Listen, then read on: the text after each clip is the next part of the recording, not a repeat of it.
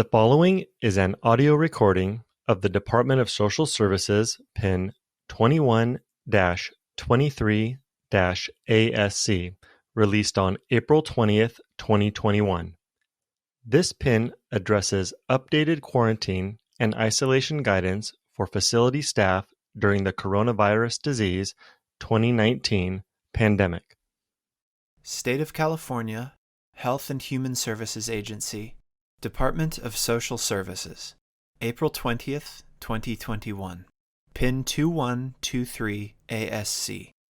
To all adult and senior care program licensees. From Kevin Gaines, Deputy Director, Community Care Licensing Division. Subject: Updated quarantine and isolation guidance for facility staff during the coronavirus disease 2019 COVID-19 pandemic. Provider Information Notice, or PIN, Summary. PIN 2123ASC provides updated quarantine and isolation guidance to adult and senior care ASC licensees with facility staff who are fully vaccinated, facility staff who were exposed to a person with COVID-19, and facility staff who test positive for COVID-19. In addition, this PIN provides infection control practices for facility staff to safely commute for work. Please post and keep this PIN in the facility where persons in care can easily access it and distribute the PIN summary for persons in care located at the end of this PIN to persons in care and, if applicable, their representatives. This PIN supersedes guidance from PIN 2038ASC dated October 6, 2020, related to quarantine and isolation for facility staff. In addition, this PIN provides infection control practices for facility staff commuting for work. On December 14, 2020, the California Department of Social Services, CDSS, sent a notice to all ASC licensees that the California Department of Public Health, CDPH, updated quarantine guidance for asymptomatic facility staff who were exposed to COVID-19, meaning in close contact with a COVID-19 positive person, i.e. within 6 feet of an infected person for a cumulative total of 15 minutes or more over a 24-hour period. This PIN memorializes and provides additional guidance for ASC licensees. The following guidance is based on CDPH COVID-19 quarantine guidance, CDPH All Facilities Letter AFL 2108.1, and CDPH AFL 2053.3. Exposed asymptomatic fully vaccinated facility staff. Important: fully vaccinated means at least 2 weeks have passed after a person receives the second dose in a 2-dose series, like the Pfizer or Moderna vaccines, or 2 weeks after a single-dose vaccine, like Johnson & Johnson's Janssen vaccine. Fully vaccinated facility staff who are asymptomatic do not need to be restricted from work for 14 days following an exposure to COVID-19, per updated Centers for Disease Control and Prevention, CDC, guidance. Work restrictions should still be considered for facility staff who have underlying immunocompromising conditions, e.g., organ transplantation or cancer treatment, which might impact level of protection provided by the COVID-19 vaccine. Important: fully vaccinated facility staff should follow CDC travel recommendations for safer domestic and international travel during the COVID-19 pandemic. The guidance includes recommendations for testing and quarantine and can be found on the CDC web pages for domestic travel during COVID-19 and international travel during COVID-19. Exposed facility staff.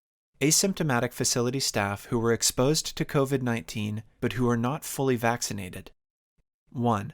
Quarantine and be excluded from work for 14 days when the facility is not experiencing a critical staffing shortage. 2.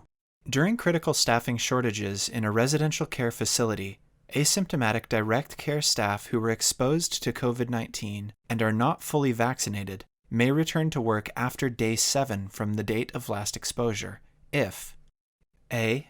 They get a PCR test after day 5 from the date of last exposure, and B. The test result is negative.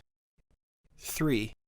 If the exposed staff member develops symptoms, the staff member should isolate until at least 1 day, 24 hours has passed since recovery, defined as resolution of fever without the use of fever-reducing medications, and resolution in respiratory symptoms such as cough and shortness of breath, and at least 10 days have passed since symptoms first appeared. COVID-19 positive facility staff. Asymptomatic facility staff who test positive for COVID-19, regardless of their COVID-19 vaccination status. 1. Be excluded from work for 10 days from the test date. 2.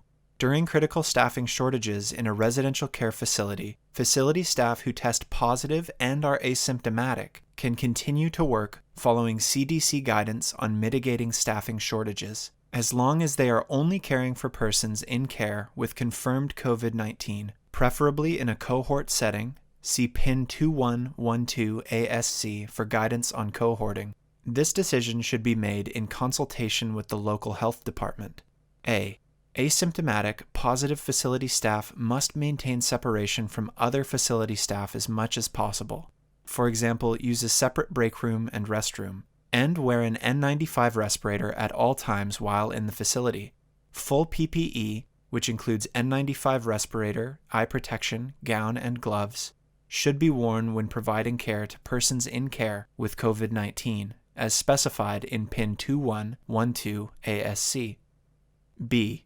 Asymptomatic positive facility staff may not care for persons in care who have not tested COVID-19 positive until at least 10 days from the test date. 4.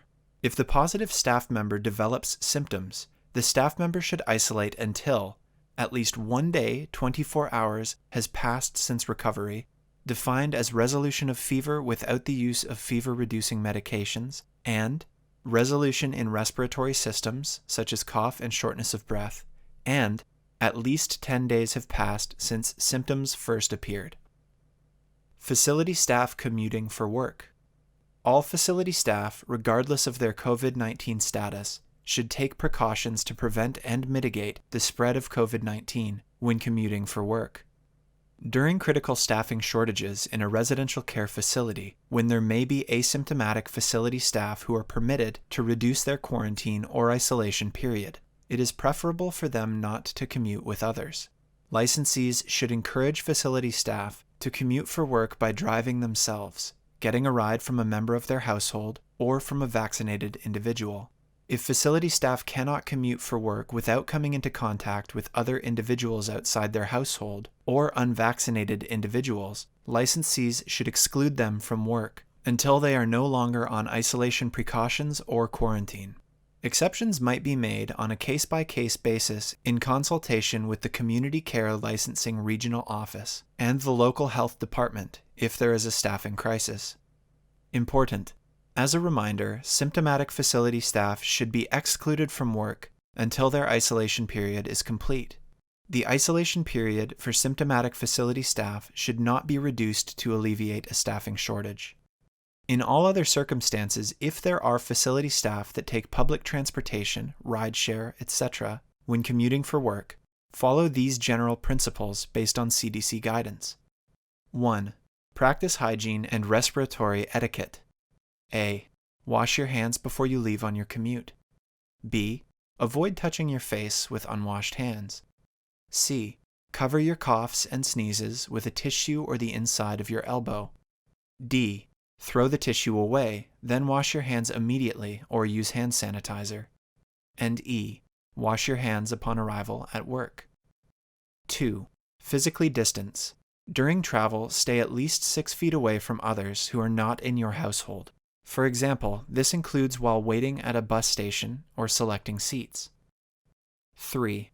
Wear a properly fitted N95 respirator or face mask if N95 is not available when outside the home through day 14 after last exposure, or for the duration of your isolation period if you are not fully vaccinated and permitted to discontinue quarantine or isolation early, as specified above. Wear a tight-fitting face covering when outside the home in all other circumstances. 4. Bring supplies. Pack sanitizing wipes and hand sanitizer, and bring extra masks in a resealable bag. 5. Avoid touching surfaces. A. Limit touching frequently touched surfaces such as kiosks, digital interfaces such as touch screens and fingerprint scanners, ticket machines, turnstiles, handrails, restroom surfaces, elevator buttons, and benches as much as possible. B. If you must touch these surfaces as soon as you can, wash your hands or rub your hands with sanitizer. And C. Use touchless payment and no-touch trash cans and doors when available. Exchange cash or credit cards by placing them in a receipt tray or on the counter rather than by hand if possible. 6. Avoid riding with unmasked drivers or passengers. Do not ride in a vehicle if the driver or other passengers who do not live with you are not properly wearing face masks. 7. Avoid stopping in multiple places on the way to work. Except for essential activities such as going to work, you should stay home as much as possible. Avoid making multiple stops to run errands on the way to work, such as groceries, going to the bank, or shopping, and use online services instead. 8. Clean and disinfect surfaces. Clean and disinfect frequently touched surfaces on any device, such as handlebars, gears, braking handles, locks, cell phones, etc., or shared equipment before you use it. Use disinfecting wipes if available. 9. Improve ventilation. Ask the driver to improve the ventilation in the vehicle, if possible, by opening the windows or setting the air ventilation or air conditioning on non-recirculation mode. If you have any questions, please contact your local Adult and Senior Care Regional Office. Provider Information Notice PIN Summary for Persons in Care, PIN 2123 ASC, Updated Quarantine and Isolation Guidance for Facility Staff during the Coronavirus Disease 2019 COVID-19 pandemic. The California Department of Social Services, CDSS, has prepared this PIN summary for persons in care as a companion to PIN 2123 ASC to inform you of guidance we've provided to your care providers concerning your care. CDSS recommends 1. Fully vaccinated facility staff do not need to be excluded from work if they were exposed to COVID-19. Exposed means within 6 feet of an infected person for a cumulative total of 15 minutes or more over a 24-hour period. 2. Facility staff who do not have symptoms, are not fully vaccinated, and were exposed to COVID-19 should quarantine at home and be excluded from work for 14 days. During critical staffing shortages in a residential care facility, direct care staff are allowed to return to work after 7 days of quarantine if they get tested after the 5th day of their quarantine and receive a negative test result. If the staff member develops symptoms, they should isolate at home. 3. Facility staff who do not have symptoms and tested positive for COVID-19 should be excluded from work and isolate at home, even if they are fully vaccinated.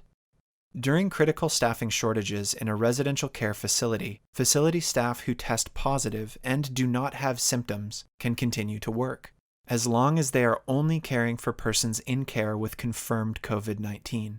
If the staff member develops symptoms, they should isolate at home.